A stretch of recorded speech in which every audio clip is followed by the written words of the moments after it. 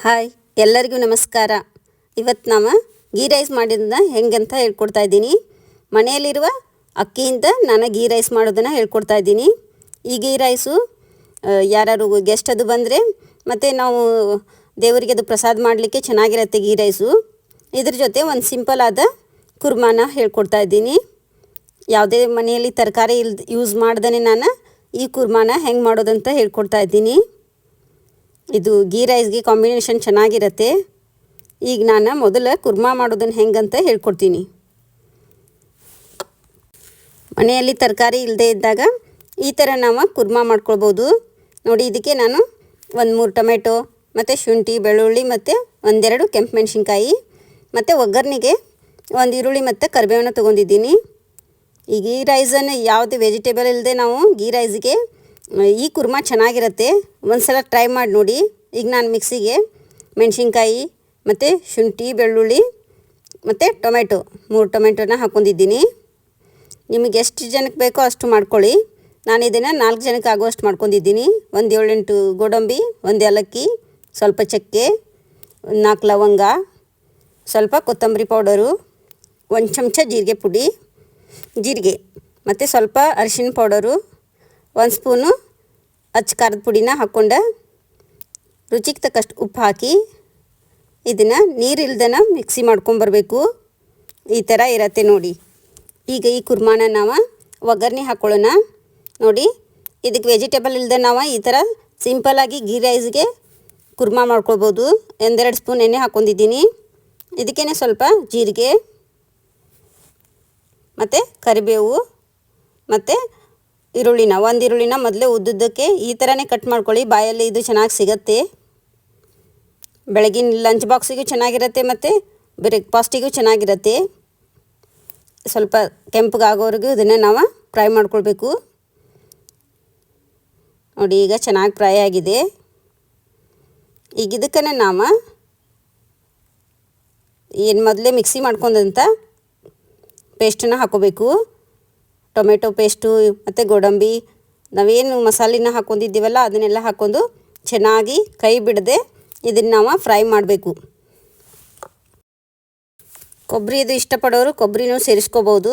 ಸ್ವಲ್ಪ ಕೊಬ್ಬರಿ ತಿನ್ನದೇ ಇದ್ದವರು ಈ ಥರ ಮಾಡ್ಕೊಂಡು ತಿನ್ಕೊಳ್ಳಿ. ನೋಡಿ, ಇದನ್ನು ನಾವು ಚೆನ್ನಾಗಿ ಕೈ ಬಿಡದೆ ಈ ಥರ ಫ್ರೈ ಮಾಡಬೇಕು. ಈಗ ಚೆನ್ನಾಗಿ ಫ್ರೈ ಆದಮೇಲೆ ಇದು ಹಸಿ ವಾಸನೆ ಹೋಗೋವರೆಗೂ ಸ್ವಲ್ಪ ನಾವು ಫ್ರೈ ಮಾಡ್ಕೊಳ್ಬೇಕು. ನೋಡಿ, ಇದು ಗೀ ರೈಸ್ಗೆ ಕಾಂಬಿನೇಷನ್ ಚೆನ್ನಾಗಿರುತ್ತೆ, ಮಕ್ಕಳಿಗೂ ಚೆನ್ನಾಗಿರುತ್ತೆ.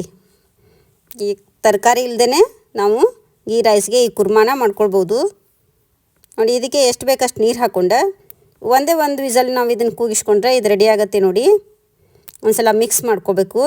ನಾನೆಲ್ಲ ಉಪ್ಪದು ಅದಕ್ಕೆ ಹಾಕ್ಕೊಂಡಿದ್ದೀನಿ. ಉಪ್ಪು ಖಾರ ಎಲ್ಲನೂ ನಾನೇನು ಮಿಕ್ಸಿ ಮಾಡ್ಕೊಂಡಿದ್ದೆಯಲ್ಲ ಆವಾಗನೇ ಹಾಕ್ಕೊಂಡಿದ್ದೀನಿ. ನೋಡಿ, 1 ಸೀಟಿ ಕೂಗಿಸ್ಕೊಂಡ್ರೆ ರುಚಿಯಾದ ಸಿಂಪಲ್ ಕುರ್ಮಾ ರೆಡಿ ಆಗುತ್ತೆ. ನೋಡಿ, ಸಿಟಿ ಆರಿದ ಮೇಲೆ ನಾನು ಈ ಕುರ್ಮಾನ ತೋರಿಸ್ತೀನಿ. ನೋಡಿ, ಈ ಥರ ಬರುತ್ತೆ ಕುರ್ಮಾ, ಸಿಂಪಲ್ ಕುರ್ಮಾ. ಈಗ ನಾನು ಇದಕ್ಕೆ ಗೀ ರೈಸ್ ಮಾಡೋಣ. ಈ ಗೀ ರೈಸ್ಗೆ ನಾನು ಉದ್ದುದಾಗೆ ಈರುಳ್ಳಿನ ಕಟ್ ಮಾಡ್ಕೊಂಡಿದ್ದೀನಿ ಮತ್ತು ಗೋಡಂಬಿ, ಶುಂಠಿನ ಕಟ್ ಮಾಡ್ಕೊಂಡಿದ್ದೀನಿ, 1-3 ಮೆಣಸಿನ್ಕಾಯಿ ಕಟ್ ಮಾಡ್ಕೊಂಡಿದ್ದೀನಿ, ಆಮೇಲೆ ಬೆಳ್ಳುಳ್ಳಿನೂ ಕಟ್ ಮಾಡ್ಕೊಂಡಿದ್ದೀನಿ, ಪಲಾವ್ ಎಲೆ ಮತ್ತು ಮಸಾಲೆ ಸಾಮಾನು. ಮೊದಲೇ ಅಕ್ಕಿನ ನೆನೆಸಿಟ್ಕೊಳ್ಬೇಕು. ಇದಕ್ಕೆ ಈ ಅಕ್ಕಿ ಇಡೋದ್ರಿಂದ ಅನ್ನನೂ ಸಾಫ್ಟಾಗಿ ಮತ್ತು ಉದುರಾಗಿ ಬರುತ್ತೆ. ನೋಡಿ, ನಾನು ಕುಕ್ಕರ್ ತೊಗೊಂಡಿದ್ದೀನಿ. ಇದೇ ಕುಕ್ಕರಿಗೆ ಸ್ವಲ್ಪ ಎಣ್ಣೆ ಹಾಕೋತಾ ಇದ್ದೀನಿ. ಎಣ್ಣೆ ಹಾಕೊಂಡು ಈ ಗೀ ರೈಸ್ ಅಂದರೆ ತುಪ್ಪದನ್ನ ಅಂದರೆ ತುಪ್ಪ ಇರಲೇಬೇಕು. ಸ್ವಲ್ಪ ತುಪ್ಪ ಹಾಕ್ಕೊಂಡಿದ್ದೀನಿ. ಮನೆಯಲ್ಲಿ 1 ಸ್ಪೂನ್ ತುಪ್ಪ ಇದ್ದರೆ ಯಾರಾದರೂ ಮನೆಗೆ ಅತಿಥಿಗಳು ಬಂದರೆ ಈ ಥರ ಸ್ವೀಟ್ ಮಾಡ್ದನ್ನು ಈ ಥರ ಗೀ ರೈಸನ್ನು ಖಾರ ತಿನ್ನೋರಿಗೆ ಮಾಡಿಕೊಡ್ಬೋದು. ಇದಕ್ಕೆ ಪಲಾವ್ ಎಲೆ, ಚಕ್ಕೆ, ಲವಂಗ ಮತ್ತು ದಗಡ್ ಪೂಲು ಮತ್ತು ಗೋಡಂಬಿ. ನೀವು ಒಣ ದ್ರಾಕ್ಷಿ ಬೇಕಂದರೆ ಹಾಕ್ಕೊಳ್ಳಿ. ಒಣ ದ್ರಾಕ್ಷಿ ಹಾಕೋದ್ರಿಂದ ಸ್ವೀಟ್ ಆಗುತ್ತೆ ಅಂಥೇಳಿ ನಾನು ಹಾಕಿಲ್ಲ. ಸ್ವಲ್ಪ ಜೀರಿಗೆ ಮತ್ತು ಮೊದಲೇ ಕಟ್ ಮಾಡಿದಂಥ ಈರುಳ್ಳಿ, ಮೆಣಸಿನ್ಕಾಯಿ, ಶುಂಠಿ, ಬೆಳ್ಳುಳ್ಳಿನ ಈ ಥರ ಕಟ್ ಮಾಡ್ಕೊಳ್ಳಿ. ಬಾಯಲ್ಲಿ ಸಿಗತ್ತೆ, ಚೆನ್ನಾಗಿರುತ್ತೆ ಇದು. ಶುಂಠಿ ಬೆಳ್ಳುಳ್ಳಿ ಪೇಸ್ಟ್ ಹಾಕೋಬೇಡಿ. ಈಗ ಇದನ್ನು ನಾನು ಚೆನ್ನಾಗಿ ಹುರ್ಕೊಳ್ಬೇಕು, ಫ್ರೈ ಮಾಡ್ಕೊಳ್ಬೇಕು. ಮಧ್ಯಮ ಉರಿಯಲ್ಲಿ ಇದನ್ನು ನಾವು ಫ್ರೈ ಮಾಡ್ಕೊಳ್ಬೇಕು, ಸ್ವಲ್ಪ ಕೆಂಪಗೆ ಆಗುವವರೆಗೂ. ಒಣ ದ್ರಾಕ್ಷಿ ಬೇಕಂದವರು ಹಾಕೋಬೋದು. ನಾನು ಗೋಡಂಬಿನ ಹಾಕೊಂಡಿದ್ದೀನಿ. ಒಣ ದ್ರಾಕ್ಷಿ ಹಾಕೋದ್ರಿಂದ ಸ್ವಲ್ಪ ಸ್ವೀಟ್ ಆಗುತ್ತೆ ಅನ್ನ ಅಂಥೇಳಿ ಹಾಕೊಂಡಿಲ್ಲ. ನೋಡಿ ತೋರಿಸ್ತೀನಿ ನಿಮಗೆ ಕೆಂಪಗಾಗಿದೆ ಇಲ್ಲ ಅಂಥೇಳಿ. ಈ ಥರ ಸ್ವಲ್ಪ 1-2 ಮಿನಿಟು ನೋಡಿ ಈ ಥರ ಕೆಂಪಗಾಗಬೇಕು. ಗೋಡಂಬಿ ಮತ್ತು ಈರುಳ್ಳಿ ಮೆಣಸಿನ್ಕಾಯಿ ಎಲ್ಲ ಕೆಂಪಗೆ ನೋಡಿ, ಗೋಡಂಬಿ ಚೆನ್ನಾಗಿ ಕೆಂಪಗೆ ಹುರಿದಿದೆ ನೋಡಿ, ಚೆನ್ನಾಗಿದೆ, ರೆಡಿಯಾಗಿದೆ. ಈಗ ಇದಕ್ಕನ್ನು ನಾವು ಏನು ಮೊದಲೇ ನೆನೆಸಿಟ್ಟಂಥ ಅಕ್ಕಿನ ಹಾಕ್ಕೊಳ್ಬೇಕು. ಅಕ್ಕಿನ ಮೊದಲೇ ನೆನೆಸಿಟ್ಕೊಳ್ಬೇಕು 10 ಮಿನಿಟು.